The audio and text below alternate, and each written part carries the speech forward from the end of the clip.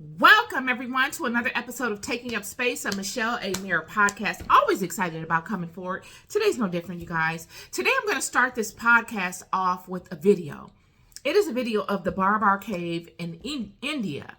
And in my opinion, it directly correlates to what is being communicated in the book of Enoch, as it has to do with the caves where all the departed souls go to after transitioning from the body.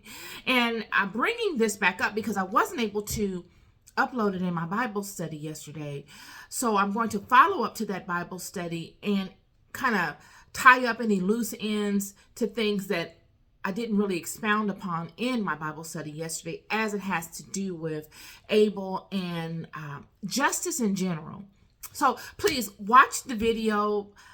Pay attention to the cave, because it does closely resemble what is being conveyed in chapter 22 of the first book of Enoch, and I'll be back. Now, take into consideration the hard rock and also the mirror-like precision of the buffing of these granite walls. This is granite. Every corner, every area of this space is polished. 4 caves, as written within the book of Enoch. How do you get this type of polishing throughout the entire cave? It's as if it was polished before it was created, but it wasn't.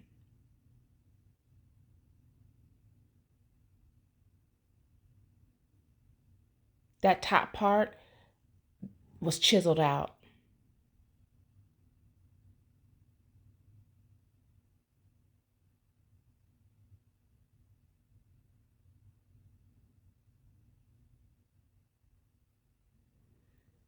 Mountain of hard rock, as spoken to in the book of Enoch. That's one solid vein of granite. That entranceway was not there when it was created.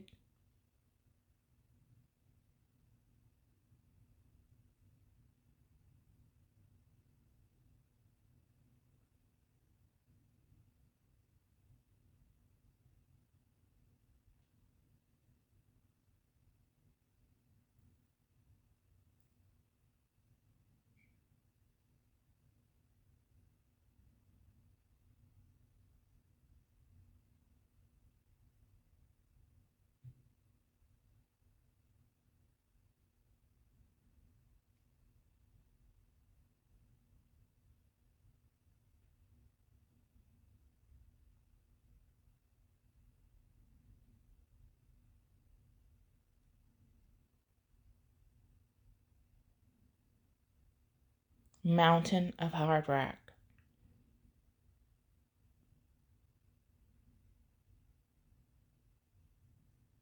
And the only reason it's bright is because of the lights that they have put inside.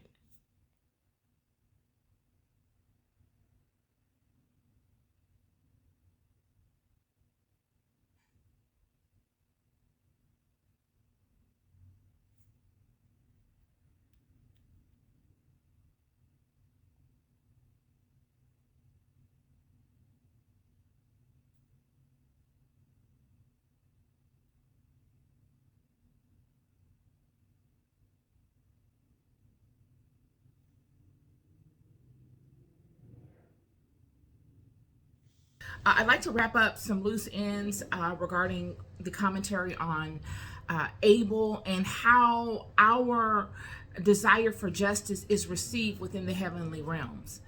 But before I go into detail with it, I do want to make a disclaimer to you all, and that is all of my commentary is unbiased. Okay? There's nothing here.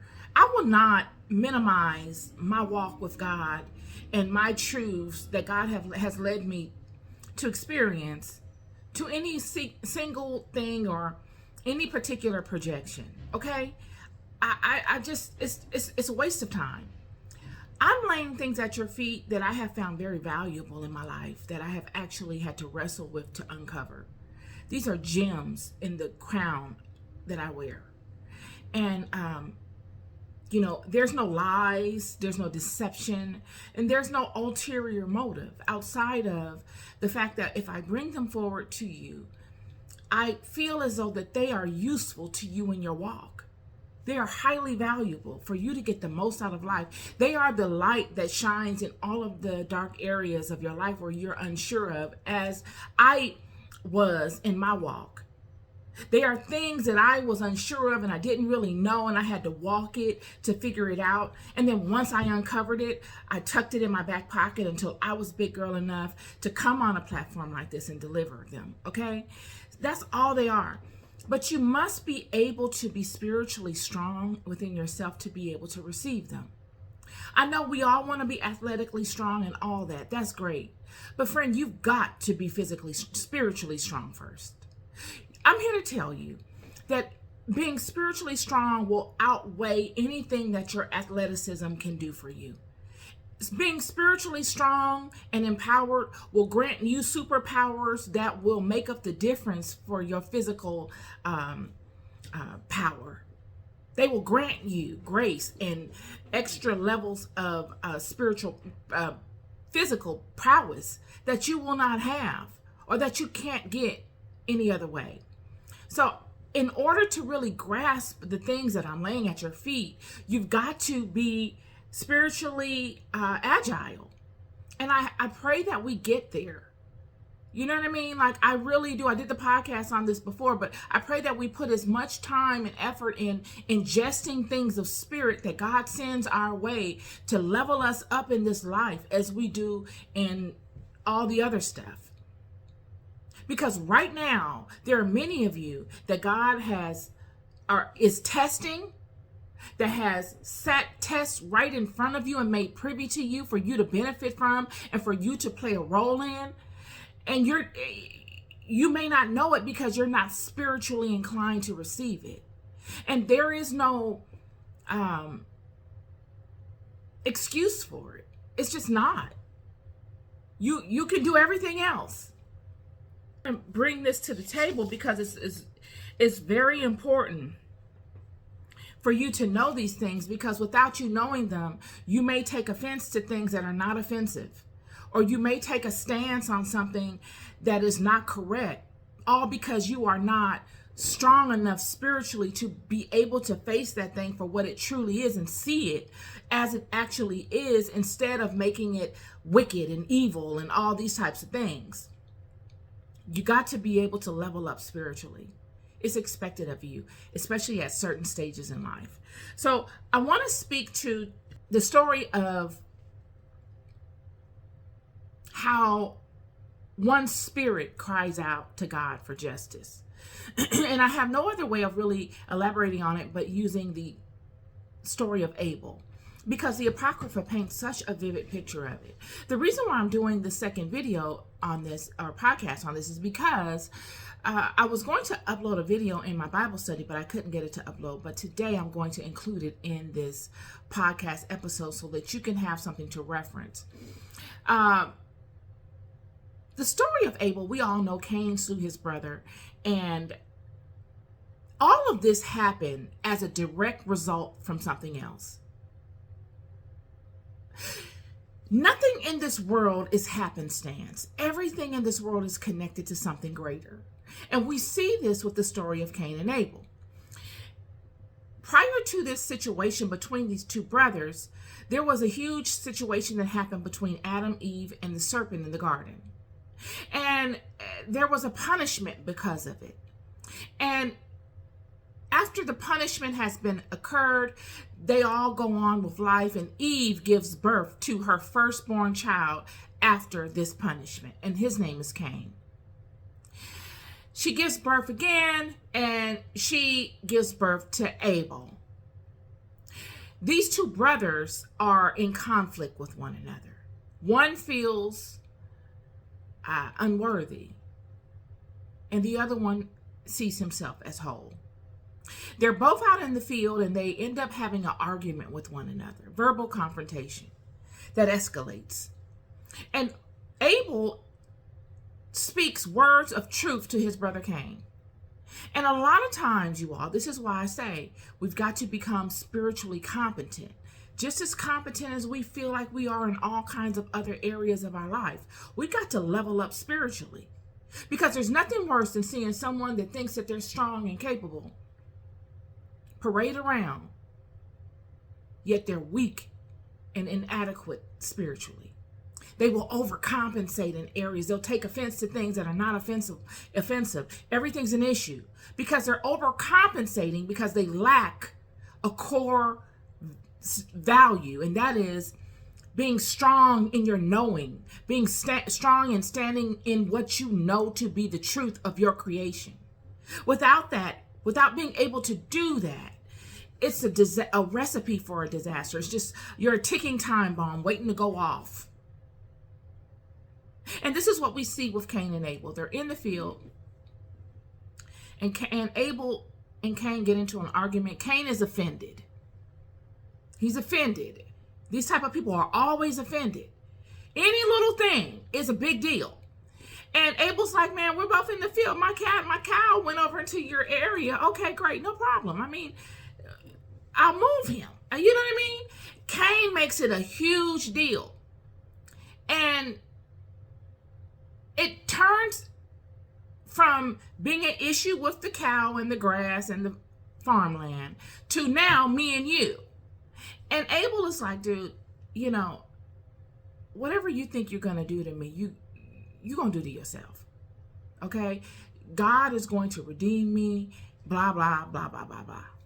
And because Abel told Cain this, the Bible says, and the Apocrypha, everywhere you look, says that this infuriated Cain. The truth of what Abel told him, just the fundamental truth that God is going to hold him accountable for whatever he decides that he's going to do or thinks to do to Abel. In so many words, Abel is saying, you are bound by the laws of God, Cain. Don't ever think that you are above or beyond the laws of God.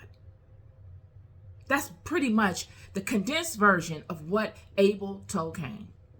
You're bound by the laws of God.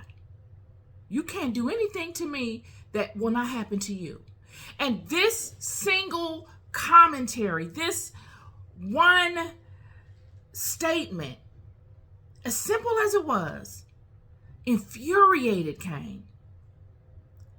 It conjured a spirit in him that provoked him to pick up the tool that his father illegally introduced into this world.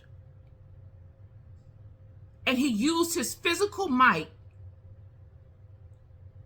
to unalive his brother by it. I told you, everything is connected. Everything. And the Bible says he immediately regretted it. This is his nature. He comes back to who he is. He's like, oh man, what did I do? He immediately regretted it. And we fast forward to where I am in this podcast and where I'm going to expound upon in the Apocrypha. And this is now Abel's spirit crying out to God. In the Apocrypha, it speaks to Abel crying out in the heavenly realms. It speaks to this area that God has created for all the spirits that have transitioned to be housed until the day of judgment. And Enoch is in the heavenly realms and he's being shown around. And in being shown around, he hears this sound and he's like, what is this? He sees a man and he's lamenting in a way and crying out to be heard. Book of First Enoch, chapter 22, verse 6. And I asked Raphael the messenger who was with me, and I said to him, this spirit which makes suit, whose is it? Whose voice goes out and makes suit to heaven? And he answered me, saying, this is the spirit which went out from Abel, whom his brother Cain slew, and he makes his suit against him until his seed is destroyed from the face of the earth, and his seed is annihilated from among the seed of man. So it's fair to say that Abel's suit happened after he was unalived by Cain. How else could he hold him accountable? The deed is done, and Abel still has a voice. Abel is still able to hold Cain accountable. God coming to Cain and saying, your brother's blood is crying out from the ground. And then we see here in the heavenly realms that some portion of the time after Abel's transition is like screenshot. It's crystallized. And it's a permanent crystallization of what Abel feels happened to him, what he knows, not even feels, what he knows has happened to him. And it continuously repeats. It's not deleted. It's on repeat. So that it is always reminded to God until the day of judgment. Until all of the books are reconciled. All of our books are reconciled. And we go before God for judgment. This is stuck in the ethereal. This action is screenshot. And that's the part that I want to talk about. Not to relive yesterday's Bible study, but I must add this. Because I don't want anyone to think that my Bible study was in any way looking to play the blaming game. God's children don't have to play the blaming game, friend. The only person that blames is someone that's guilty. That's all that happens with blaming. It's a cheap way out, or a cheap way for you to fool yourself, because it's not even a way out. It's deflection. But what I'm speaking to when I say that when people have wronged you, I say keep a mental snapshot of that situation. Don't harp on it. We don't harp on. We moved on. We're doing something else. We're growing from it. We have taken those situations and used them to serve us. This is the whole point of me starting the podcast with saying you need to work on your spiritual strength as much as you do your physical strength, or your strength in acquiring material wealth and all this kind of stuff. Because if you are spiritually strong, you will not take all of these stumbling blocks that the enemy throws at you in your life, all of the occurrences that you deem are unfair and unrighteous, all the attacks that are unnecessary. You will not allow them to defeat you. You will find a way of making them serve you.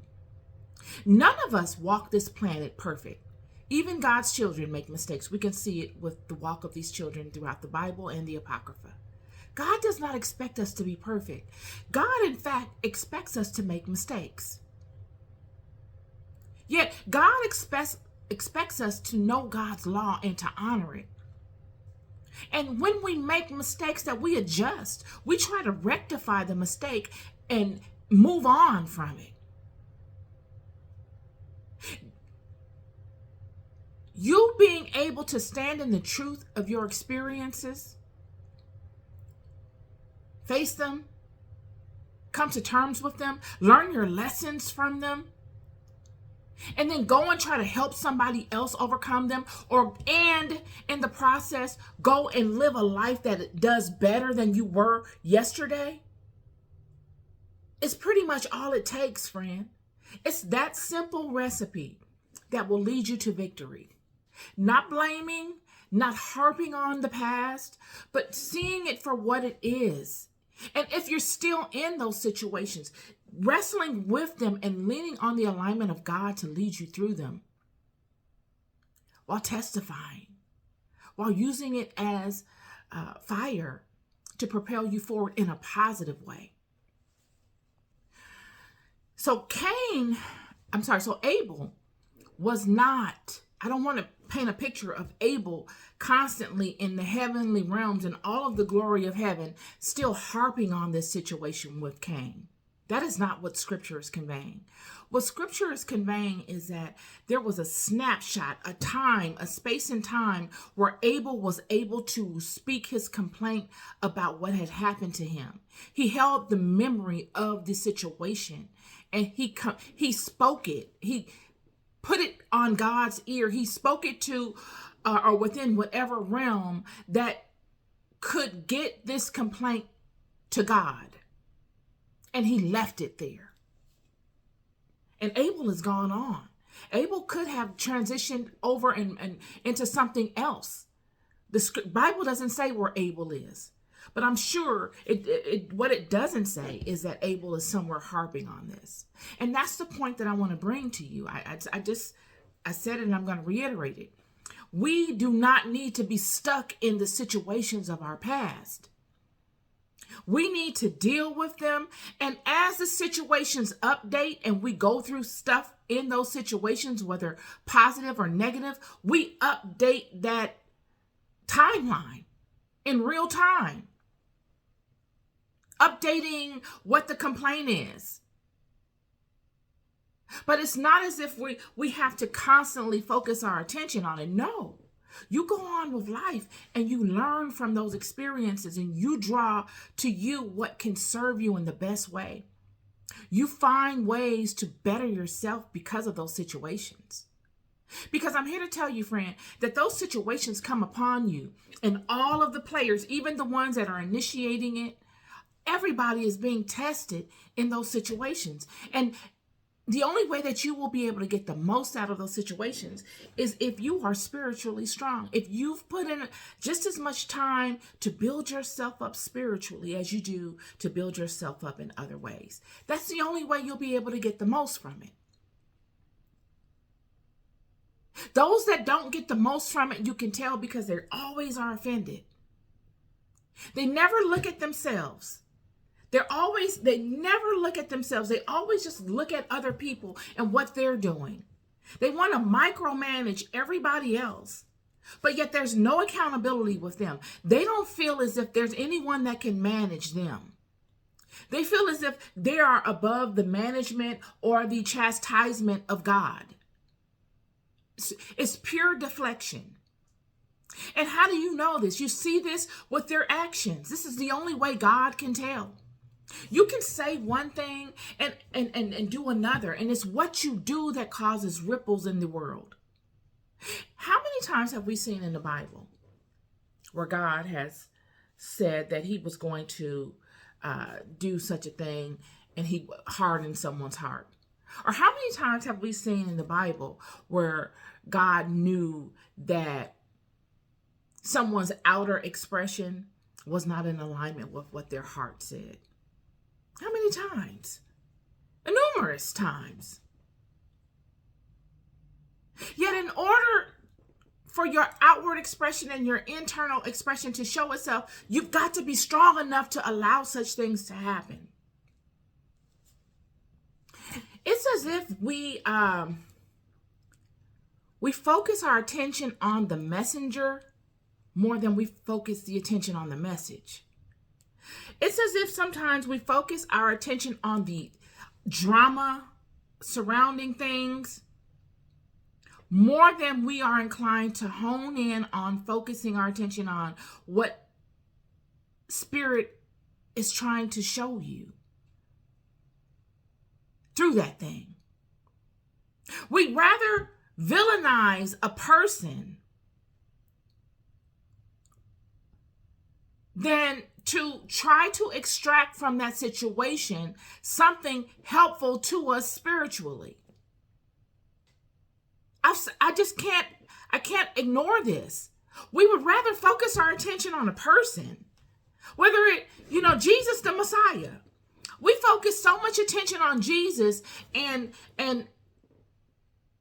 all of Jesus's actions that we ourselves have not even focused in on trying to aspire to such things. Even though Jesus said throughout all of his walks and all of his teachings, all of these things you will do also. You all will do more greater than me. Yet instead of focusing our attention on maximizing on that, we focus all of our attention on laying all of our desires, burdens, all of our situations at Jesus' feet. That's what we do. And that's not the way. Jesus came and multiplied himself amongst 12 people for a purpose. to try to get the world rolling and ramped up to this process. Not to make him greater than everybody else. He came to show you, yes, through his transition, hell was defeated, friend, but it wasn't defeated for everybody. Disclaimer, it wasn't defeated for everybody. Because the enemy knows if he can get you to give up your sovereignty, if he can get you to not focus on the message of Jesus, hell is real for you, friend. It's got your name written all over it. We see this in the book of Enoch. We see this with what Enoch is conveying to us by way of this cave. This cave, it speaks to chapter 22. And then I went to another place, the mountain of hard rock. And there were 4 hollow places in it, deep and wide and very smooth. Oh, how smooth the hollow places are. It's making a mention to how smooth these places are.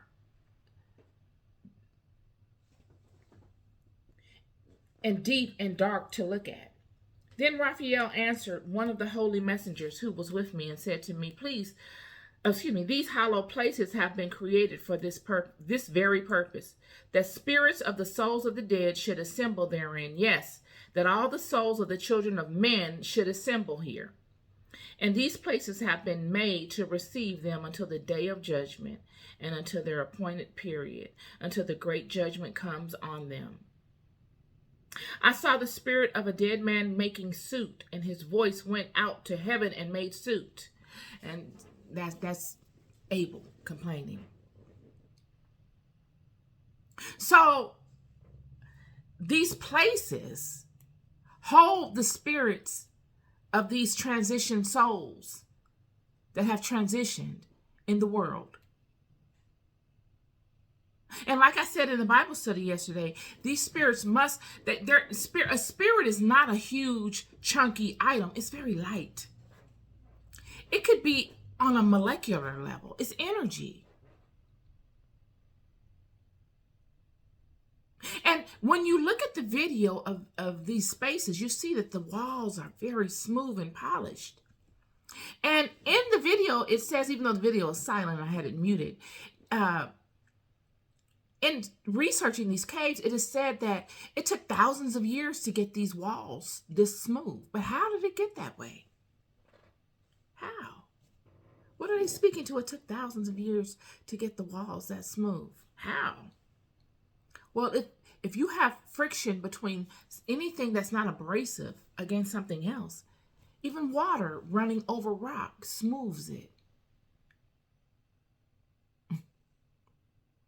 Now, I'm not saying that the Barabar caves that I'm going to show you the video of, or that I've already uploaded, are the places that the book of Enoch is speaking to. But it surely resembles what is being depicted within the paragraphs of this book. So my goal in this video was to give you further supporting information regarding nothing goes unnoticed in this realm, friend. Nothing. Everything that is done in this world is recorded on your life resume. Abel is not somewhere focused on Cain. Abel is beyond it. But that snapshot, that time period, that action, and the result of that action is permanently embedded. And it is Abel's claim against Cain. So much so that it is made mention of in the Apocrypha. Abel's claim against Cain affects both Cain and every person that comes after Cain. It has affected his entire bloodline just from that one activity. So this is proof that you don't have to know all the players that are involved in the situations you wrestle with. Even though you may come to know who they are. Friend, God, when aligned properly to God, will give you ears beyond what your ears hear. You'll hear farther than what your ears hear. God will provide you sight beyond what your eyes will see, your physical eyes. How does this happen? What system is this that we are in? That we are endowed with such gifts just through alignment. You wouldn't even know of something. And if you are aligned properly, friend, you will find the truth of that thing. And the only way that you will be able to determine if it's truthful is through your alignment. Because with your alignment comes all sorts of good gifts. Discernment being the most important one. Because without discernment, you will get all kinds of downloads and all kinds of notifications. But are they truthful? You get a word from an enemy, a demon, to lead you astray, and you'll go that way thinking, oh, this is the word from God. But do you really know the voice of God? Have you studied? And this is the part that I can't help but to continue to hammer this in. You've got to be just as strong spiritually as you are outwardly. I'm seeing a lot of this. I did a whole podcast on this a few weeks ago. All of us are so hell-bent on this workout thing. Did you work out? I worked out. I'm better. I'm great.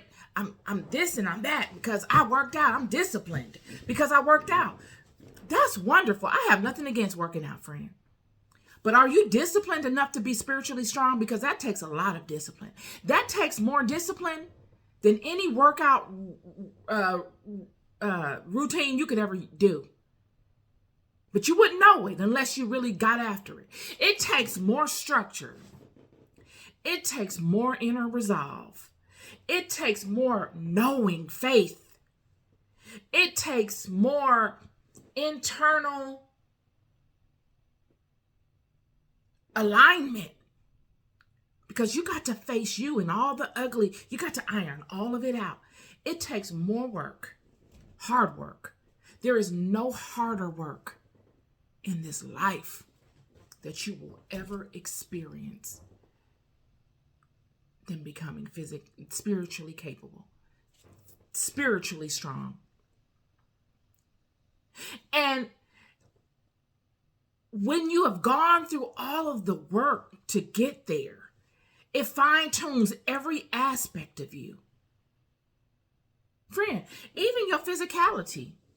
You can go through all kinds of mess and come out doing just fine physically. Your physical health will be comparable to someone that works out every day. And you haven't even walked around the block. You've been eating Popeyes. I'm telling you the truth. So with your alignment, you receive all of these beautiful gifts.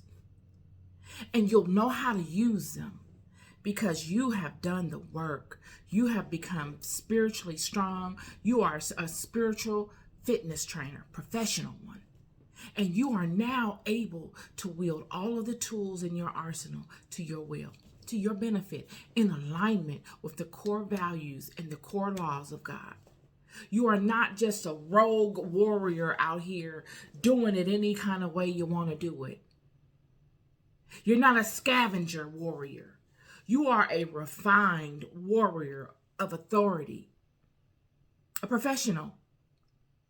Because that's what makes a professional, someone that abides by a law book.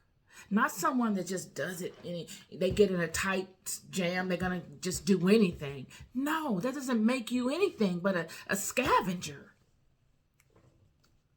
And when you are able to align yourself properly to the laws of God, you are useful. You don't take offense. You search yourself and say, well, is there any truth in this? Have I fallen into this? Is this what I am being perceived as? And if I am, how can I rectify it? You don't take offense. You don't look at it as an attack in a sense. You look at it as a way of using what you know to make yourself better. Because why? You know you're capable. You can. Only time you get offended by something is when you don't feel like you can. Either you don't feel like you can overcome it, either you feel like you can't make it serve you in a proper way. So now you're offended. But the person that feels capable is not offended. The person that feels capable looks at the trials and tribulations that they go through as ways of making themselves better. And if anything, they might be a little frustrated because they don't feel like having to go through what it takes to go through it, because they know it takes a lot. So they're like, darn, I don't feel like having to climb this mountain. Is there any way out, a way to avoid this? Because I don't feel like dealing with this. So you will spend a season doing that. But you know for sure, if push comes to shove, you can do it. And you know this because of all the gifts that God gives you through all the walks you've already went through in your spiritual resistance training program. And you're able to use your discernment. That discernment that you learned through all those past seasons of your life, and knowing which weapon to wield and what way to move within those environments, that discernment will show you who is who and what is what. You will be able to trust the voice that comes upon you to direct you because you will know it well. And these things that I tell you today of taking mental note of what is going on in your life, not harping on it, not harping on your enemy and their transgressions against you. No, whether you're still in it or not. If you're still in it, take mental note on it. Put it on the ears of God as it updates in your life. And then keep going and keep moving and keep doing what God has led you to do in front of those people. Because, friend, I'm here to tell you that is the exact reason why those people have shown up in your life. They showed up in your life for you to be able to teach them, to show them while they're in it in real time with you, they're able to pull something from you to help them navigate through it as well. Because it's not just a test for you, it's a test for everyone. And a lot of times, God will use you as the avatar, the one sent before these people to lead them to what God is looking to do new. And they will fight it. They will blame. Everybody wants to blame. When are we going to be big boy and big girl and take ownership? When? Who's learning the lesson except for the avatar? The avatar seems to be the only one learning the lesson and getting the most out of it, while everybody else is sitting up like a king and a prince, and they're able to say, get my grapes. Pass me the Grey Poupon. Give me the Grey Poupon for my bread. What is this avatar doing today? Did such and such that I hired go and curse the avatar like I asked them last week? Were they not able to curse the avatar again? This avatar is tiring me. Meanwhile, God is trying to show you something. God is putting something right in your face for you to be able to benefit and capitalize on, to help you, redeem you. Because, friend, you going to hell, look like. In a handbasket. You going proudly. You got chariots carrying you straight to hell. Your own personal hell. Abel is showing us that there's a method to this. The Apocrypha is showing us that nothing goes unchecked. There's nothing that's lost. So while you're complaining and looking at people and saying what they should be doing and why aren't they doing this and critiquing everything that people do, what are you doing, friend? What are you learning from all the lessons that you see in your life? How are you benefiting from it? How are you making it serve you? And most importantly, how are you being useful to God in the process of it? How are you being useful to your other brethren and sisters? Are you leading them astray? Or are you leading them to purpose and truth? Have you gotten so boggled down with the luxuries of life that they have corrupted you? And you think it's going to always be like that? Or you think it's always going to be like that? You don't think it's always going to be like that. I know you don't. You can't. Look around you. You know you on shaky ground, slippery places. One bad move. You've got to be able to be rich in spirit regardless. This is my word for y'all today. I'm only telling you it because I've lived it. I'm not talking about nothing I don't know. I'm not talking about anything that I've heard or read in a book. And if I am, I'm cross-referencing it with what I know. Abel's jail is the same place that the Watchers went to when they were condemned. Yeah, remember? When they all formed that pact on Mount Hermon, and they decided they were going to come here and do all the things that they did, including fool Eve and all that they did, teach the children all kind of stuff, become kings in the world and have their own allotted places and do all the things that they have done. Yeah, well, when they first got caught, I'll read it to you. First book of Enoch, chapter 13, verse 4. And they besought me to draw up a petition for them that they might find forgiveness and to read their petition in the presence of the Lord of heaven. They found Enoch.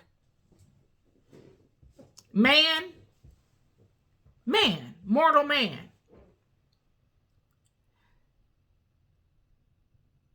To go before God and petition him on their behalf. Because they could no longer do it. For from thenceforward, they could not speak with him, nor lift up their eyes to heaven for shame of their sins for which they had condemned. Then I wrote out their petition and the prayer in regard to their spirits and their deeds individually in regard to their request that they should have forgiveness and length of days. They wanted to keep on living. And they wanted to be forgiven. These two were in the balance. God was going to cut their seed off, their whole existence off. And they wanted to continue to partake in God's good graces.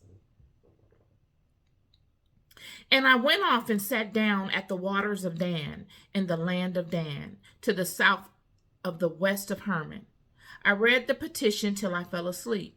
And behold, a dream came to me, and visions fell down upon me, and I saw visions of chastisement. And a voice came bidding me, I to tell it to the sons of heaven, and reprimand them. So now God is saying, we're going to flip this whole thing up. All of those prayers that we were once sending up to God, these were the angels that were receiving them. They were in the first heaven. They were man's first point of contact when it came to interacting with the heavenly realms. These are the angels that transgressed. They ended up getting manipulated by the women. The women manipulated them. Oh, Simjaza, please, can you bless us with rain? Simjaza, you're so great. When are you coming back, Simjaza? They got beguiled by the women. That's a whole nother conversation, y'all. These angels, these all-knowing beings, when Enoch speaks to the heavenly realms, he's speaking to all-knowing beings. He already said in previous chapters that all of these that ascend to such places know everything about it. There's no ignorance in heaven. It's not like God doesn't tell them. It's not like God tells them everything of his creation. But as it relates to the interactions between the heavenly realms, they know everything. These people have seen God. And they get beguiled by the women.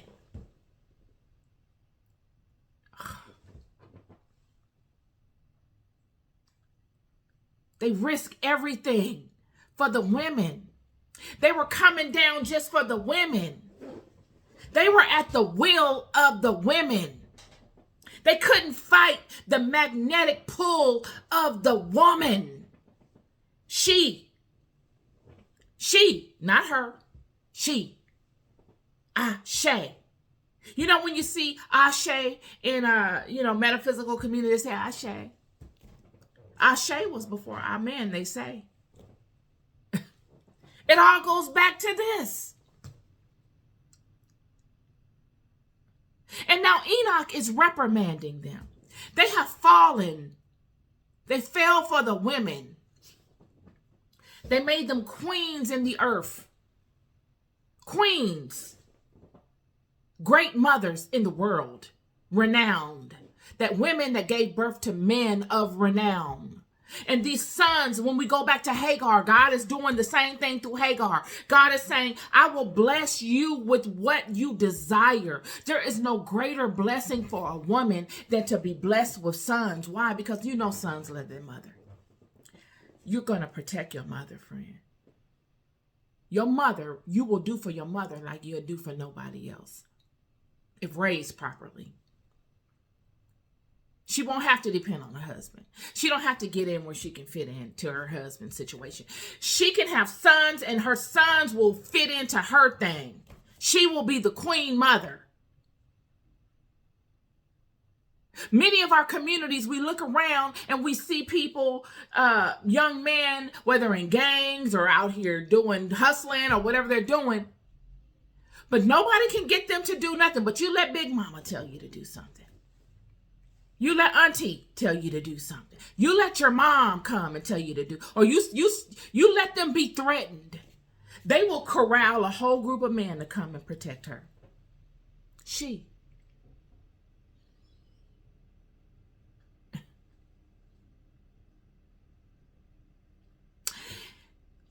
So this group of angels that were in the first heaven got wind, began becoming manipulated by the women. Surely they probably started it. The women probably didn't manipulate them. They didn't know anything about manipulation. But they introduced the thought in her mind. They showed her how to oil up her body. They showed her, she was already naked. They showed her how to be seductive with her nakedness.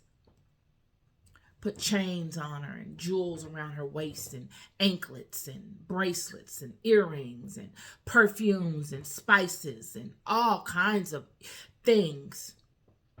They taught her tantra and how to spiritually connect certain things. They enlightened her. She became very enlightened. She already was spiritually powerful from her creation. But with the knowledge, she ascended up that ladder quickly. And they became enticed by the thing that they taught. They did. And her magnetism pulled them to her. So much so that they risked everything to be here with her, to be kings in the world. They no longer wanted to live in the heavenly first heaven realm. They said, this is cool, but we could really be down here. We'll be down here with her.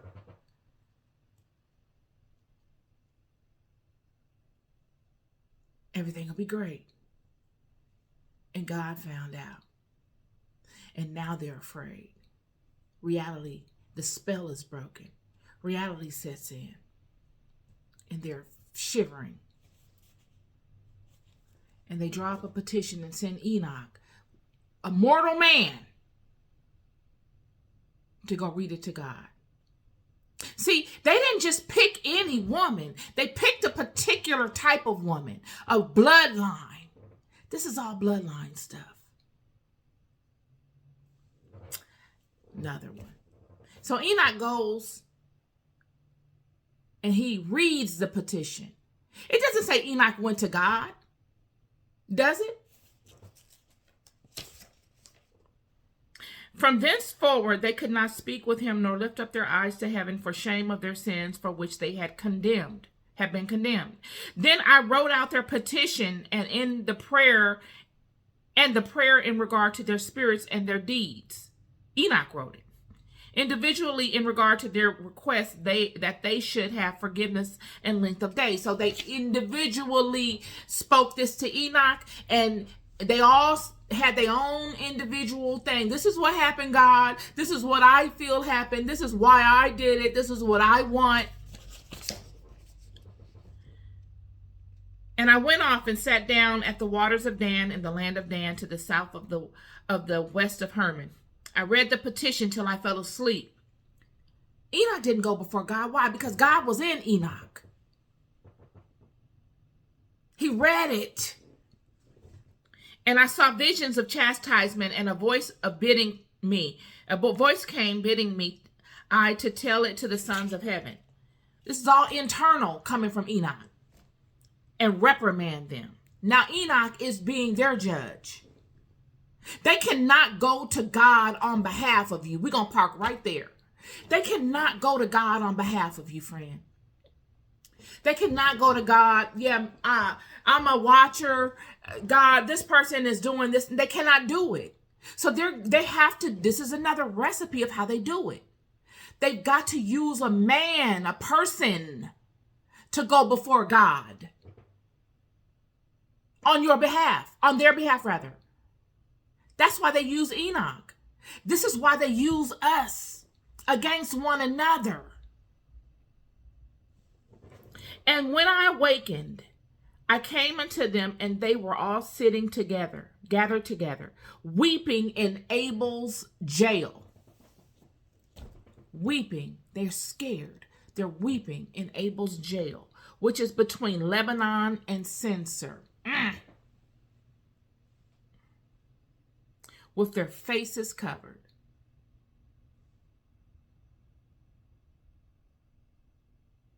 And I recounted before them all the visions which I had seen in sleep, and I began to speak the words of righteousness and to reprimand the heavenly watchers. He's reprimanding these people that were in the first heavens, that were supposed to be their reprimanders. All the prayers that were going up from the earth were going to the first heavens. And these were the people that were delegating the prayers to see, okay, this goes to this goes to God directly because this is an emergency. This goes here, this goes there. All of the ones that fell were those people.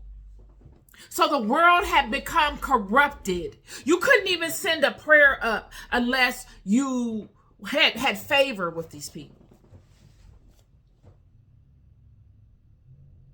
This is it. It had become corrupted. And all of these people are now sitting in Abel's jail. Why did they say Abel's jail? Well, because Abel's jail is the place that you go to after you've committed a deed that was unrighteous, or after something has happened and you're waiting the judgment of it.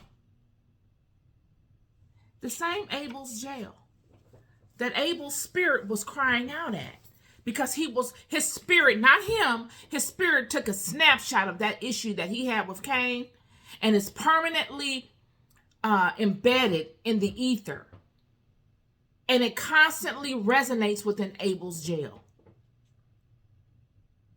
Abel's jail, when we look at this Barabar cave, it has sound resonance in it that no other place in the world has. You can speak a word in there and that sound reverberates the longest within that area than any other place in the world. It is said that the watchers were within these types of spaces, this type of space. So was Abel's voice on record repeating itself.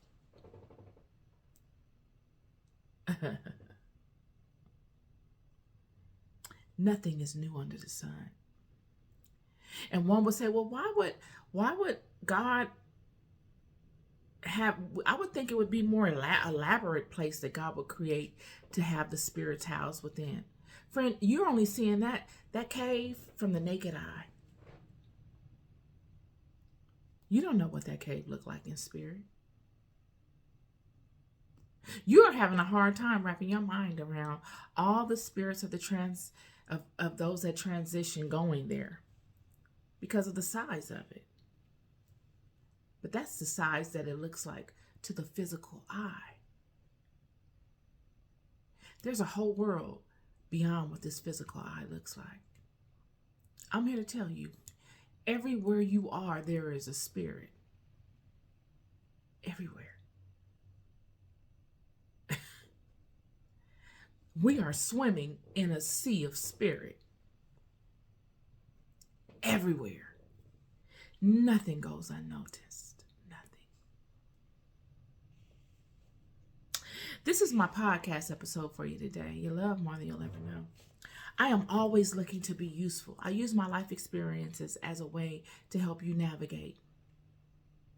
You don't have to harp on anything. You just need to know.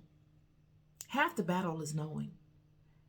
More than half, 90%, 98% is knowing.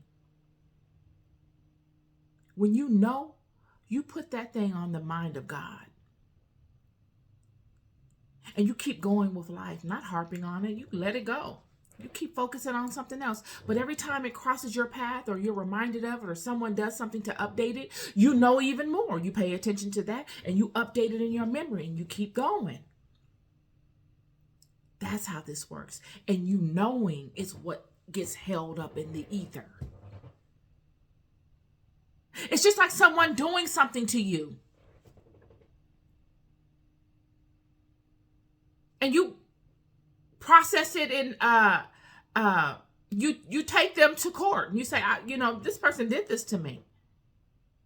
But if someone does something to you and you don't know it was them, how do you take them to court?